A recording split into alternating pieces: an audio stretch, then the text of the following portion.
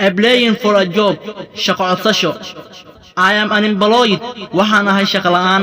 I am seeking waxaan raadinayaa for a job shaqo. And I am skillful worker. Waxaan ahay shaqaale xirfadle ah.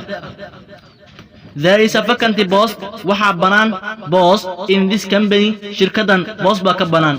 And it is seeking waxayna raadinaysaa for a skillful accountant xisaabiye xirfad leh ana computer literate iyo aqoon computer soo saaraadeed can you fill ma buuxin kartaa in that postkaas. Yes, I can fill that post. How am buuxin karaa postkaas because maxaa yeelay I have accountant diploma waxaan haystaa shahaadada xisaabiye ah and computer certificate iyo computer. My English knowledge aqoontayda Ingiriisna is very high aaday u sareysaa and I graduated waxaan ka qalan jabiyay from Institute of Languages machadka luqadaha college lagu magacaabo Darussalam lagu magacaabo.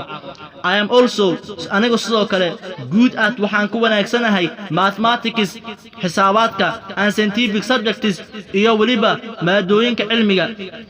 If I talk about haddii aan ka hadlo my personal character dabeecadayda qof ahaaneed I am an honest person waxaan ahay qof daacad ah. I am a dutiful person waxaan ahay qof howlkar ah. I have not habit dhaqanna malihi. I never smoke cigarette weligeyna ma cawin cigarette. I never chew qaad weligeyna ma cunin qaadka. I never drink wine weligeyna ma cawin khamri. And I am early riser waxaan ahay aniguna xilli hore kace.